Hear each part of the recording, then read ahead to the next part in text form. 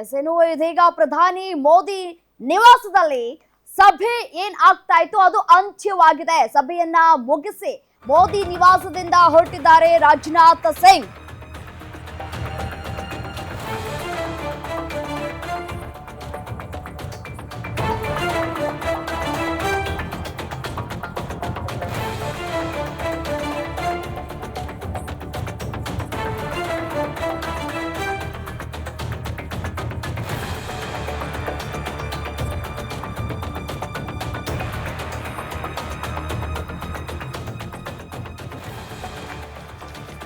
Bharat Pak DGMO ಸಭೆಯನ್ನ ಮುಂದೂಡಿಕೆ ಮಾಡಲಾಗಿದೆ.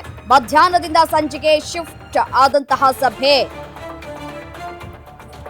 ಮಧ್ಯಾಹ್ನ ನಡೆಯಬೇಕಾಗಿದ್ದಂತಹ ಡಿಜಿಎಂಒ ಸಭೆ ಸಂಜೆಗೆ ಫಿಕ್ಸ್ ಆಗಿದೆ.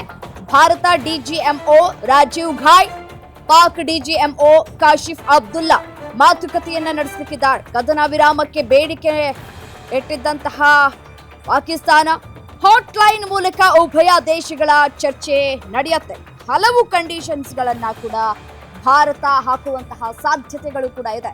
ಯಾವೆಲ್ಲ ಕಂಡೀಷನ್ಸ್ ಗಳನ್ನ ಹಾಕಬಹುದು ಭಾರತ ಅಂತ ನಾವು ನೋಡ್ತಾ ಹೋಗೋದಾದ್ರೆ, ಪಾಕ್ ಆಕ್ರಮಿತ ಕಾಶ್ಮೀರ ಭಾರತದ ಅವಿಭಾಜ್ಯ ಅಂಗ ಅನ್ನೋದನ್ನ ಮನವರಿಕೆ ಮಾಡಿಕೊಳ್ಳುವಂತಹ ಸಾಧ್ಯತೆಗಳು ಕೂಡ ಇದೆ ಪಾಕಿಸ್ತಾನಕ್ಕೆ. ಪಾಕಿಸ್ತಾನ ಆಕ್ರಮಿತ ಕಾಶ್ಮೀರವನ್ನ ಬಿಟ್ಟು ತೊಲಗಬೇಕು. ಪಾಕಿಸ್ತಾನ ಏನು ಈಗಾಗಲೇ ಕಾಶ್ಮೀರವನ್ನ ಆಕ್ರಮಣ ಮಾಡ್ಕೊಂಡಿದ್ಯೋ ಅದನ್ನ ಬಿಟ್ಟು ತೊಲಗಬೇಕು ಅಂತ ಕೂಡ ಬೇಡಿಕೆಗಳನ್ನ ಇಡುವಂತಹ ಸಾಧ್ಯತೆಗಳು ಕೂಡ ಇದೆ ಭಾರತ.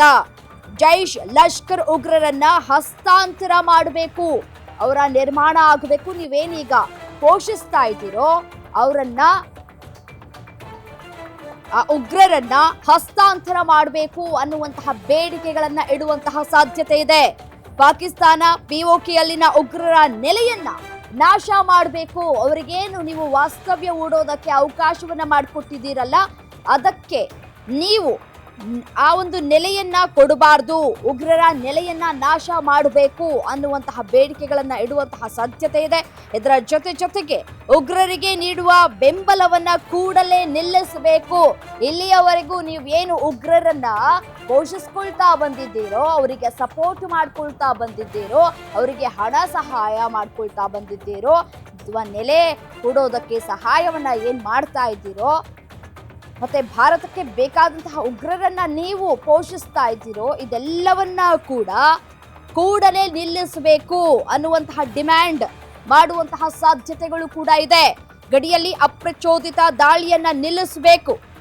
ಏನ್ ದಾಳಿಯನ್ನ ಮಾಡ್ತಾ ಇದ್ದೀರೋ ಅದೆಲ್ಲವನ್ನ ಕೂಡ ಈ ಕ್ಷಣದಿಂದಲೇ ನಿಲ್ಲಿಸಬೇಕು. ಪದೇ ಪದೇ ಕಾಶ್ಮೀರ ವಿಚಾರದಲ್ಲಿ ಕಿತಾಪತಿ ಮಾಡಬಾರದು. ಯಾವುದೇ ಸಂದರ್ಭ ಸನ್ನಿವೇಶಗಳು ಕೂಡ ಬಂದ್ರೂ ಕೂಡ ಕಾಶ್ಮೀರ ನಮ್ಮದು. ಸೊ ಕಾಶ್ಮೀರದ ವಿಚಾರದಲ್ಲಿ ಯಾವುದೇ ರೀತಿಯಾದಂತಹ ಕಿತಾಪತಿಗಳನ್ನ ಮಾಡಬಾರದು ಅನ್ನುವಂತಹ ಡಿಮ್ಯಾಂಡ್ ಇಡುವಂತಹ ಸಾಧ್ಯತೆಗಳು ಕೂಡ ಇದೆ. ಬೇಡಿಕೆಗಳನ್ನ ಇಡುವಂತಹ ಸಾಧ್ಯತೆಗಳು ಕೂಡ ಇದೆ ಭಾರತ.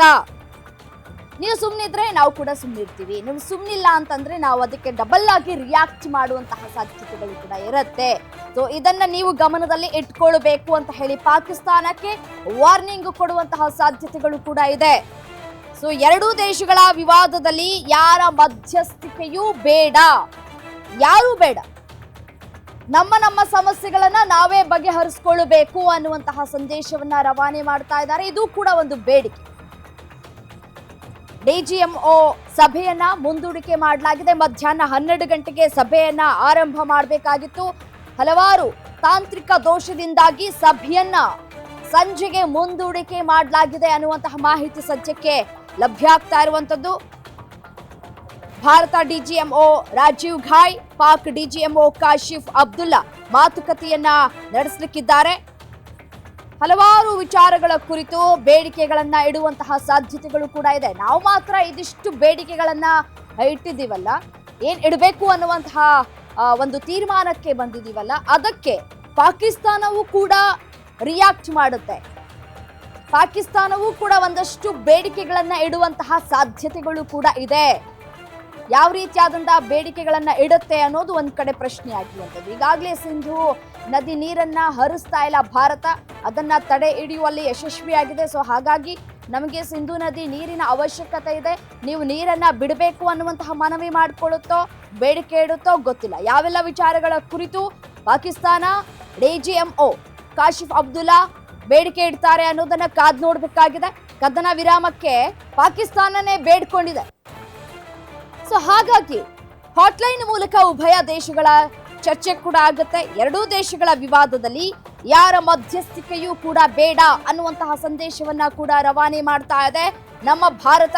ಮೋದಿ ಕೂಡ ಅದನ್ನೇ ಹೇಳಿದ್ರು, ಯಾರ ಮಧ್ಯಸ್ಥಿಕೆಯ ಅವಶ್ಯಕತೆಯೂ ಇಲ್ಲ. ಇಲ್ಲಿ ಡೊನಾಲ್ಡ್ ಟ್ರಂಪ್ ಅವರು ಬಂದ ನಂತರ ನಾವು ಈ ಒಂದು ಕದನ ವಿರಾಮವನ್ನ ಘೋಷಣೆ ಮಾಡಿದ್ದಲ್ಲ, ಪಾಕಿಸ್ತಾನ ನಮ್ಮ ಬಳಿ ಮನವಿಯನ್ನ ಮಾಡ್ಕೊಳ್ತು. ಸೊ ಹಾಗಾಗಿ ನಾವು ಈ ಒಂದು ಕದನ ವಿರಾಮವನ್ನ ಘೋಷಣೆ ಮಾಡಿದ್ದೀವಿ ಅನ್ನುವಂತಹ ಮಾತುಗಳನ್ನಾಡಿದ್ದಾರೆ ನಿನ್ನೆ ಪ್ರಧಾನಿ ನರೇಂದ್ರ ಮೋದಿ ಅವರು. ಸೊ ಇವತ್ತಿನ ಡಿಜಿಎಂಒ ಸಭೆ ಬಹಳಷ್ಟು ಕುತೂಹಲಕ್ಕೂ ಕೂಡ ಕಾರಣ ಆಗ್ತಾ ಇದೆ. ಯಾವ ರೀತಿಯಾದಂತಹ ನಿರ್ಧಾರವನ್ನ ಕೂಡ ಕೈಗೊಳ್ಳುತ್ತೆ ಅನ್ನೋದು ಕಾದ್ ನೋಡ್ಬೇಕಾಗಿದೆ. ಇನ್ನು ಸಶಸ್ತ್ರ ಪಡೆಗಳ ಕೆಲಸ ಶತ್ರುಗಳ ನಾಶವೇ ಹೊರತು ಕಾರ್ಯಾಚರಣೆ ಉರುಳಿರುವಂತಹ ಶತ್ರುಗಳ ಹೆಣಗಳನ್ನ ಎಣಿಸೋದಲ್ಲ ಅನ್ನುವಂತಹ ಮಾತುಗಳನ್ನ ಭಾರತೀಯ ವಾಯುಸೇನೆಯ ಏರ್ ಮಾರ್ಷಲ್ ಎಕೆ ಭಾರತಿ ಅವರ ಬೆಂಕಿಯಂತಹ ಹೇಳಿಕೆಗಳು ಮತ್ತೊಂದು ಸಂದೇಶವನ್ನ ರವಾನೆ ಮಾಡ್ತಾ ಇದೆ. ನಾವು ಶತ್ರುಗಳ ನೆಲೆಗಳನ್ನ ಟಾರ್ಗೆಟ್ ಮಾಡಿ ದಾಳಿ ಮಾಡ್ತಾ ಇದ್ದೇವೆ ಹೊರತು ಎಷ್ಟು ಸಂಖ್ಯೆಯಲ್ಲಿ ಶತ್ರುಗಳು ಸತ್ತಿದ್ದಾರೆ ಅನ್ನೋದನ್ನ ಎಣಿಸುತ್ತಾ ಕೂರೋದಲ್ಲ ನಮ್ಮ ಕೆಲಸ ಅಂತ ಹೇಳಿ ಖಡಕ್ ಆಗಿ ಮಾತನಾಡಿದ್ದಾರೆ.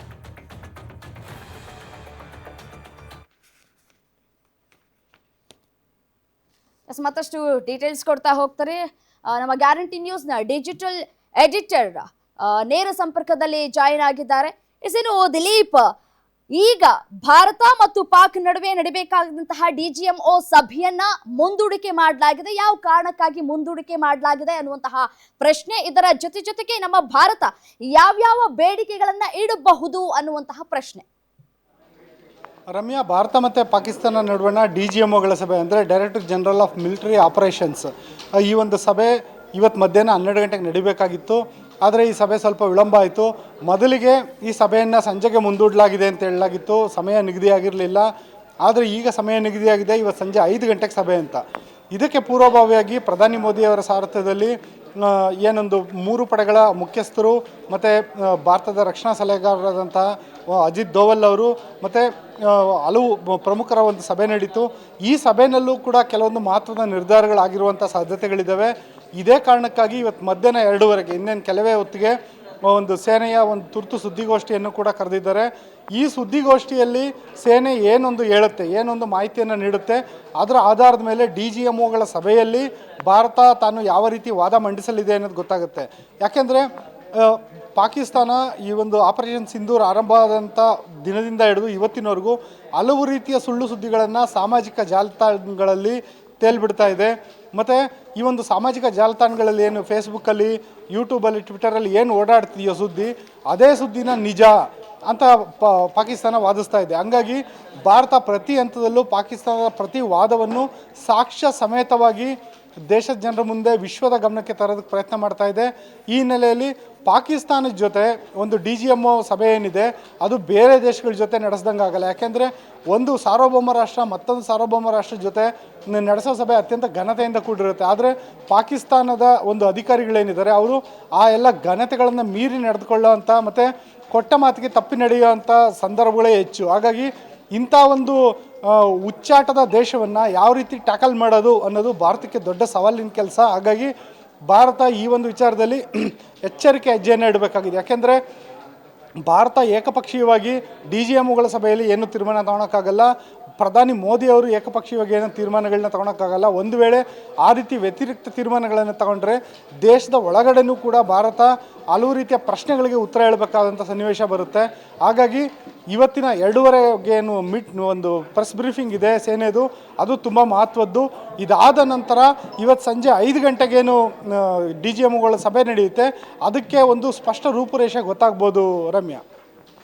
ರೈಟ್, ಮತ್ತೊಂದು ವಿಚಾರ ಏನಪ್ಪಾ ಅಂತಂದ್ರೆ ಡಿಜಿಎಂಒ ಮೀಟಿಂಗ್ ನಲ್ಲಿ ಒಂದು ಉಗ್ರತ್ವ ನಿರ್ಮೂಲನೆ, ಮತ್ತೊಂದು ವಿಚಾರ ಪಿಒಕೆ ನಲ್ಲಿ ಉಗ್ರರ ಕ್ಯಾಂಪ್ ಗಳನ್ನ ಹೊಡೆದು ಉರುಳಿಸಬೇಕು ಅನ್ನುವಂತಹ ಟಾರ್ಗೆಟ್ ಅನ್ನ ನಮ್ಮ ಭಾರತ ಇಟ್ಕೊಂಡಿರುವಂತದ್ದು. ಸೊ ಇದನ್ನ ಹೊರತುಪಡಿಸಿ ಬೇರೆ ಯಾವುದೇ ರೀತಿಯಾದಂತಹ ನಿರ್ಧಾರವನ್ನ ನಾವು ಕೈಗೊಳ್ಳೋದಿಲ್ಲ ಅನ್ನುವಂತಹ ಮೆಸೇಜ್ ಅನ್ನ ಪಾಸ್ ಮಾಡ್ತಾ ಇದೆ. ಮತ್ತೆ ಇದರ ಜೊತೆಗೆ ಮಧ್ಯಸ್ಥಿಕೆಯ ಅವಶ್ಯಕತೆ ಇಲ್ಲ ಅನ್ನುವಂತಹ ಮಾತುಗಳನ್ನ, ಬೇಡಿಕೆಗಳನ್ನ ಇಡುವಂತಹ ಸಾಧ್ಯತೆಗಳಿದೆಯಾ? ಈಗ ಏನಾಗಿದೆ ರಮ್ಯಾ, ಮೊದಲಿಗೆ ಭಾರತ ಮತ್ತು ಪಾಕಿಸ್ತಾನ ನಡುವೆ ಕದನ ವಿರಾಮ ಆಗಿದೆ ಅಂತ ಹೇಳ್ಬಿಟ್ಟು ಮೊದಲು ಇಡೀ ವಿಶ್ವಕ್ಕೆ ಮಾಹಿತಿ ಕೊಟ್ಟಿದ್ದು ಅಮೆರಿಕ ಅಧ್ಯಕ್ಷ ಡೊನಾಲ್ಡ್ ಟ್ರಂಪ್ ಅವರ ಈ ಒಂದು ಟ್ವೀಟ್ ಯಾವಾಗ ಒಂದು ಹೊರಗಡೆ ಬಂತು, ಆಗಿನಿಂದನೇ ವಿರೋಧ ಪಕ್ಷಗಳು ಭಾರತದ ಒಂದು ಸರ್ಕಾರದ ವಿರುದ್ಧ ಮುಗಿಬಿದ್ದಿವೆ, ಪ್ರಶ್ನೆಗಳನ್ನು ಮಾಡ್ತಿವೆ. ಏನಂದರೆ ಭಾರತ ಮತ್ತು ಪಾಕಿಸ್ತಾನ ಇವೆರಡು ದ್ವಿಪಕ್ಷೀಯ ಸಂಬಂಧ, ಅದ್ರ ಮಧ್ಯೆ ಮೂರನೇ ರಾಷ್ಟ್ರ ಬಂದು ಯಾರವರು ಮೂಗು ತೂರ್ಸೋಕ್ಕೆ ಅಂತ. ಆಗ ನೋಡಿದ್ರೆ ಅಮೇರಿಕ ಈ ಹಿಂದೆ ಹೇಳಿತ್ತು ಭಾರತ ಮತ್ತು ಪಾಕಿಸ್ತಾನ ವಿಚಾರವಾಗಿ ನಾವು ಮಧ್ಯಪ್ರವೇಶಿಸಲ್ಲ ಅಂತ. ಆದರೆ ಈಗ ಯಾಕೆ ಮೂಗು ತೂರಿಸ್ತು ಅನ್ನೋದು ಪ್ರಶ್ನೆ. ಈ ಒಂದು ಪ್ರಶ್ನೆಯನ್ನೇ ಮುಂದಿಟ್ಕೊಂಡು ಹೋಗೋದಾದರೆ ಭಾರತ ಮುಂದಿನ ದಿನಗಳಲ್ಲಿ ಬೇರೆ ಮೂರನೇ ಯಾವುದೇ ರಾಷ್ಟ್ರವನ್ನು ಹತ್ರಕ್ಕೂ ಬಿಟ್ಕೊಂಡಲೇ ಈ ಒಂದು ಪಾಕಿಸ್ತಾನ ಜೊತೆ ವ್ಯವಹರಿಸಬೇಕಾದಂಥ ಅಗತ್ಯ ಇದೆ. ಇದೇ ಒಂದು ಅಗತ್ಯತೆ ಭಾರತಕ್ಕೆ ಸವಾಲು ಕೂಡ. ಯಾಕೆಂದರೆ ಯಾವುದೇ ಒಂದು ಯುದ್ಧ ಸಂದರ್ಭದಲ್ಲಿ ಜಾಗತಿಕ ಮಟ್ಟದ ಶಕ್ತಿಗಳು ತಮ್ಮ ಒಂದು ಪ್ರಭಾವವನ್ನು ಬಳಸೋದಕ್ಕೆ ಪ್ರಯತ್ನ ಪಡ್ತವೆ. ಅದು ಅವುಗಳ ಒಂದು ಹಣಕಾಸು ಆರ್ಥಿಕ ಉದ್ದೇಶ ಆಗಿರ್ಬೋದು ಅಥವಾ ಬೇರೆ ಇನ್ಯಾವುದೇ ಉದ್ದೇಶ ಆಗಿರ್ಬೋದು. ಹಾಗಾಗಿ ಈ ಎಲ್ಲ ಉದ್ದೇಶಗಳನ್ನು, ಅಂತಾರಾಷ್ಟ್ರೀಯ ಮಟ್ಟದ ಒತ್ತಡಗಳನ್ನು ಬದಿಗಿಟ್ಟು ಭಾರತ ಯಾವ ರೀತಿ ಪಾಕಿಸ್ತಾನ ಜೊತೆ ಡೀಲ್ ಮಾಡುತ್ತೆ ಅನ್ನೋದು ಈಗ ಸದ್ಯದ ಮಟ್ಟಿಗೆ ಕುತೂಹಲ ರಮ್ಯಾ. ಕದನ ವಿರಾಮ ಪರಿಸ್ಥಿತಿ ಎಲ್ಲಿಯವರೆಗೂ ಕೂಡ ಮುಂದೂಡಿಕೆ ಮಾಡಲಾಗಬಹುದು ಅನ್ನುವಂತಹದ್ದೇನಾದ್ರೂ ಮಾಹಿತಿ ಲಭ್ಯವಾಗ್ತಾ ಇದೆಯಾ? ಇಲ್ಲಿವರೆಗೂ ನಾವು ಕದನ ವಿರಾಮವನ್ನ ಮಾಡಿದ್ದೀವಿ ಅಥವಾ ಇಷ್ಟು ದಿನದವರೆಗೂ ಕೂಡ ಕದನ ವಿರಾಮ ಇರುತ್ತೆ ಅನ್ನೋದ್ರ ಬಗ್ಗೆ ಏನಾದ್ರೂ ಮಾಹಿತಿ ಸಿಗ್ತಾ ಇದೆಯಾ? ಸದ್ಯದ ಮಟ್ಟಿಗೆ ಇವತ್ತಿನ ಇನ್ನೊಂದು ಸಂಜೆ 5 ಗಂಟೆ DGMOಗಳ ಸಭೆ ಇದೆ. ಭಾರತ ಮತ್ತು ಪಾಕಿಸ್ತಾನದ ಎರಡೂ ಸೇನೆಗಳ DGMOಗಳೇನಿದ್ದಾರೆ ಅವರ ಸಭೆಯಲ್ಲಿ ಒಂದು ಒಮ್ಮತ ಮೂಡಿದರೆ ಭಾರತ ಮತ್ತು ಪಾಕಿಸ್ತಾನದ ಮಧ್ಯ ಈ ಒಂದು ಕದನ ವಿರಾಮ ಮುಂದೂಡಿಕೆ ಆಗುತ್ತೆ. ಒಂದು ವೇಳೆ ಭಾರತದ ಷರತ್ತುಗಳಿಗೆ ಪಾಕಿಸ್ತಾನ ಏನಾದರೂ ನಿರಾಕರಣೆ ಮಾಡಿದ್ರೆ, ಪಾಕಿಸ್ತಾನ ತನ್ನ ಅಗ್ರೆಸಿವ್ ವರ್ತನೆಯನ್ನು ತೋರಿಸಿದ್ರೆ, ಒಂದು ಭಾರತದ ಜೊತೆಗೆ ಒಂದು ಒಳ್ಳೆ ರೀತಿಯಾದ ಸೌಹಾರ್ದಯುತವಾದಂತಹ ಮಾತುಕತೆಗೆ ಪಾಕಿಸ್ತಾನ ಮುಂದಾಗ್ದಲೇ ಇದ್ದರೆ ಭಾರತ ನಿಜಕ್ಕೂ ದಾಳಿ ಮುಂದುವರಿಸ್ಬೋದು. ಯಾಕೆಂದರೆ ಆಪರೇಷನ್ ಸಿಂಧೂರ್ ಏನಿದೆ ಅದು ಇನ್ನೂ ಮುಕ್ತಾಯ ಆಗಿಲ್ಲ. ಆಪರೇಷನ್ ಸಿಂಧೂರ್ ಇನ್ನೂ ಕಂಟಿನ್ಯೂ ಆಗಿದೆ ಅಂತ ಭಾರತೀಯ ಸೇನೆ ಈಗಾಗಲೇ ಹಲವು ಬಾರಿ ಹೇಳಿದೆ. ಜೊತೆಯಲ್ಲೇ ನಮ್ಮ ಗುರಿ ಏನಿದ್ರು ಪಾಕಿಸ್ತಾನದ ಉಗ್ರರು. ಒಂದು ವೇಳೆ ಪಾಕಿಸ್ತಾನ ಸೇನೆ ನಮ್ಮ ಮೇಲೆ ದಾಳಿ ನಡೆಸಿದಾಗ ಮಾತ್ರ ನಾವು ಪಾಕಿಸ್ತಾನ ಸೇನೆ ವಿರುದ್ಧ ಪ್ರತಿದಾಳಿ ನಡೆಸ್ತೀವಿ ಅಂತ ಹೇಳಿದೆ. ಭಾರತ ಯಾವತ್ತೂ ನಾಗರಿಕ ನೆಲೆಗಳನ್ನು ಗುರಿಯಾಗಿಸಿಲ್ಲ. ಆದರೆ ಪಾಕಿಸ್ತಾನ ನಿರಂತರವಾಗಿ ಭಾರತದ ನಾಗರಿಕ ನೆಲೆಗಳನ್ನು ಗುರಿಯಾಗಿಸಿ ಮನೆಗಳ ಮೇಲೆ, ಜನವಸತಿ ಪ್ರದೇಶಗಳ ಮೇಲೆ ದಾಳಿ ನಡೆಸ್ತಾ ಇದೆ.